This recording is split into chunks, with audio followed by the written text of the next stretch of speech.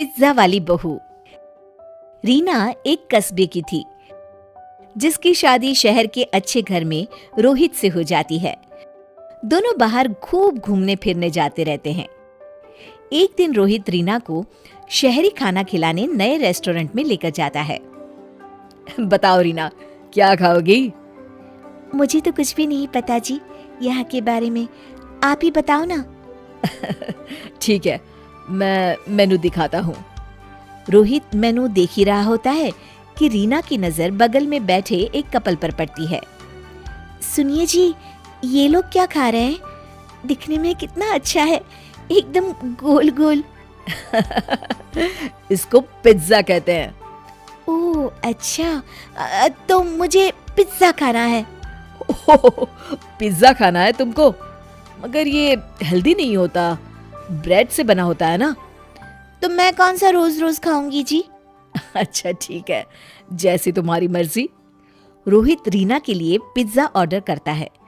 रीना पहली बार पिज्जा खा रही होती है।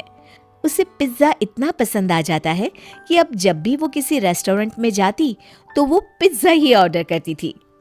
अरे कुछ और भी ऑर्डर कर लिया करो ना। नहीं, पिज्जा के आगे तो सब बेकार है जी, कितना चीजी होता है ये। मैं तो सोच रही हूँ घर में भी ओवन ले लूं। हे भगवान, बस घर में कभी मत बनाना ये पिज्जा। घर पर भी अब रीना ने पिज्जा ऑर्डर करना शुरू कर दिया था। रीना अलग अलग वैरायटी के पिज्जा रोज मंगाती और खूब मजे से खाती। वो दिन भर पिज्जा के अलग अलग रेस्टोरेंट देखती रहती थी। बेटा, इतना पिज्जा मत खाया करो, बाहर की चीजें इतनी नहीं खानी चाहिए। माँ जी, आप भी खा के देखिए ना, कितना स्वादिष्ट है ये। अरे मैंने खाया हुआ है, मेरा पेट खराब हो जाता है इससे, और तुम भी ना ज्यादा मत खाया करो। नहीं मम्मी जी, ये तो बस हफ्ते में 1-2 बार ही खाती हूँ, ज्यादा नहीं। देखते ही देखते रीना का वजन भी बढ़ने लगता है। अब वो गोलू मोलू दिखने लगती है, पर उसे इस बात की परवाह भी नहीं थी। रीना, ये क्या हो गया है तुमको? देखो तो तुम्हारा वजन कितना बढ़ गया है। अरे वो तो ऐसे ही जी, थोड़े दिन घूमूंगी फिरूंगी तो ठीक हो जाएगा। ऐसे ही नहीं बढ़ता है वजन, बल्कि ये जो तुम दिन रात पिज्जा खाती रहती हो ना, उसके कारण अचानक तुम्हारा वजन इतना बढ़ रहा है। आप तो बस मुझे टोकते रहिए जी, मैं आपको बहुत जल्द एकदम दुबली बनकर दिखाऊंगी। हाँ। एक दिन रीना अपने पति और सास के साथ किसी के घर खाने पे गई थी और वहां से लौट ही रहे होते हैं कि तभी आज तो कुछ ज्यादा ही खा लिया, खाना भी बहुत अच्छा बना था। हाँ जी मम्मी जी, बहुत अच्छा था।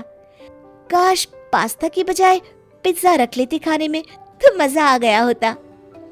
तुम सुधरोगी नहीं रीना, इतने अच्छे खाने में भी तुमने सिर्फ इसलिए कमी निकाल दी क्योंकि उन्होंने पिज्जा नहीं रखा। तो क्या गलत कहा मैंने जी? नहीं नहीं, तुमने तो कुछ गलत नहीं कहा, मैं ही गलत हूँ। चलो, यहाँ मुझे थोड़ा काम है, मैं तुम दोनों को यहीं उतार देता हूँ। और सुनो, मैं थोड़ा लेट आऊंगा। बेटा, मुझे भी पड़ोस में संध्या जी के पास उतार देना ना। अब ठीक है मम्मी जी। रीना घर पहुंच जाती है और कपड़े बदल ही रही होती है कि कुछ देर बाद दरवाजे पर घंटी बजती है। रीना दरवाजा खोलती है। मैम, आपका पिज्जा। पिज्जा?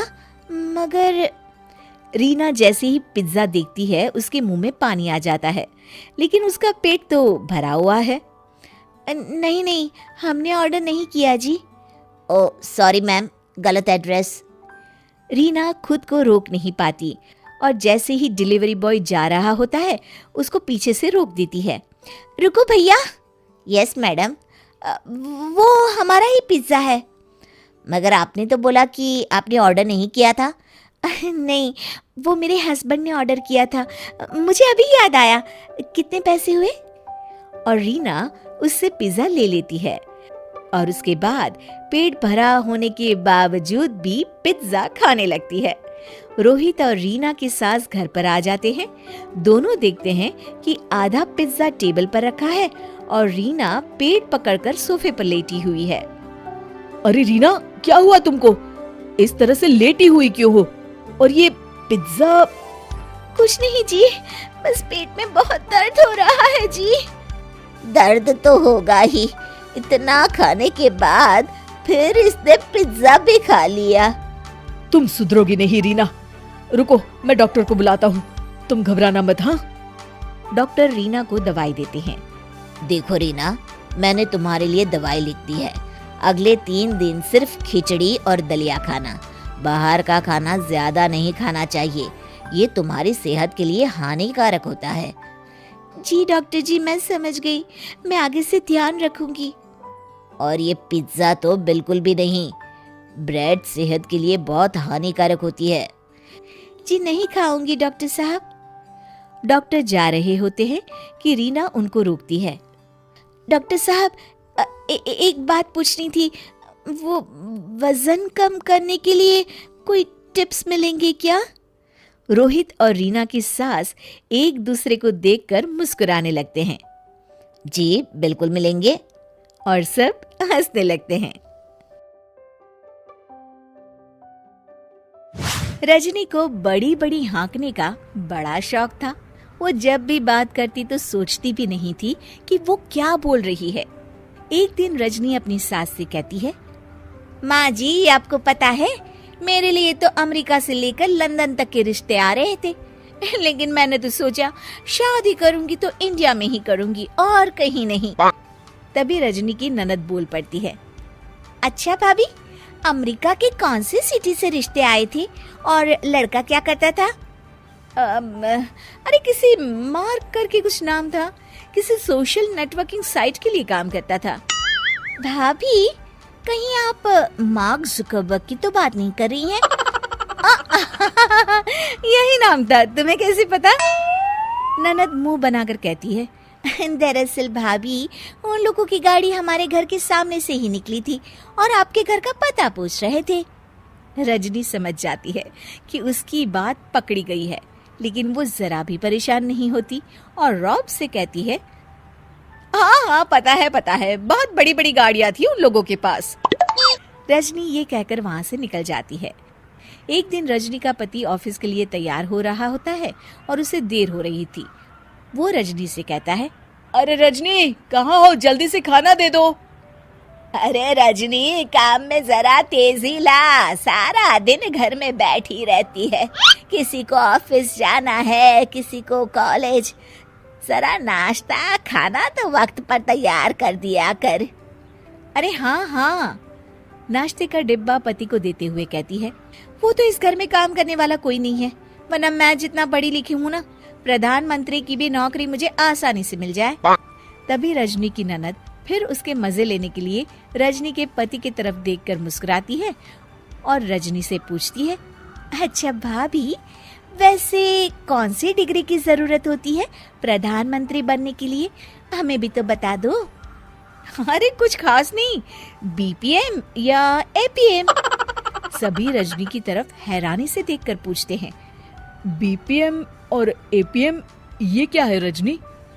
रजनी अकड़ कर कहती है, अरे पढ़े लिखे हो तो पता चले ना, बैचलर इन प्रधानमंत्री और मास्टर इन प्रधानमंत्री।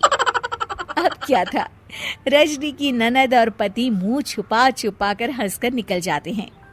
रजनी समझ नहीं पाती है कि आखिर हुआ क्या। खैर, रजनी की ये आदत दिन पर दिन वैसी ही रहती है।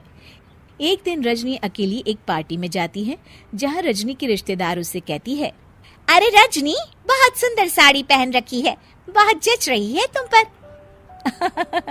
अरे भाभी, कैसे नहीं जचेगी, पूरे 1.25 लाख की साड़ी है, वो डिजाइनर है ना जे वालिया, उसी के स्टोर से खरीदी है, ओरिजिनल है, ओरिजिनल। बस अब क्या था, पूरी पार्टी में ये बात आग की तरह फैल गई कि रजनी की साड़ी 1.25 लाख रुपए की है। तब काकी कहती है, अरे रजनी, सुना तुम्हारी साड़ी 1.25 लाख रुपए की है। अरे काकी, वो तो मैंने ही कम ही रेट बताया था भाभी को, आप तो जानती है ना कितनी झूठी और जलनखोर है वो। है तो ये साड़ी करीब 2 लाख रुपए की, लेकिन मैंने उन्हें 1.25 लाख ही बताई। हाँ। और रजनी, इतनी महंगी साड़ी लेने की क्या जरूरत थी? अरे ये तो कुछ नहीं है काकी, मेरे शादी का लहंगा तो मेरे पापा ने 80 लाख का दिलवाया था। हीरे लगे थे, हीरे मेरे लहंगे में। हाँ।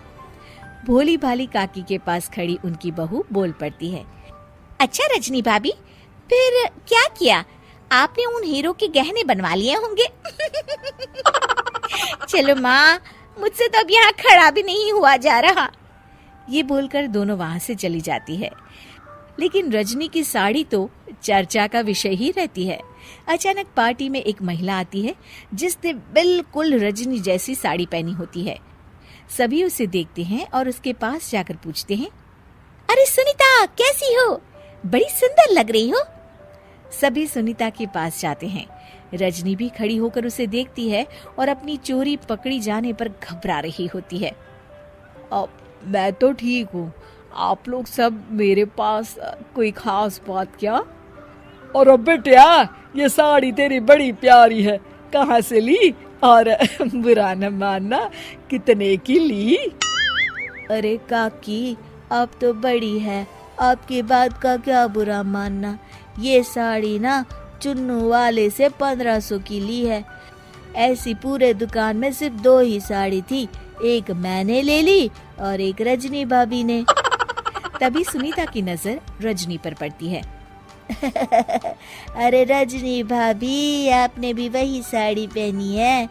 फोन पर बात कर लेती तो मैं कुछ और पहनाती। अब क्या था, रजनी की तरफ सारे रिश्तेदार देखने लगते हैं और रजनी वहां से सरपट निकल जाती है। वो मन में सोचती है कि अब मैं कभी हाँकने वाली बात नहीं किया करूंगी।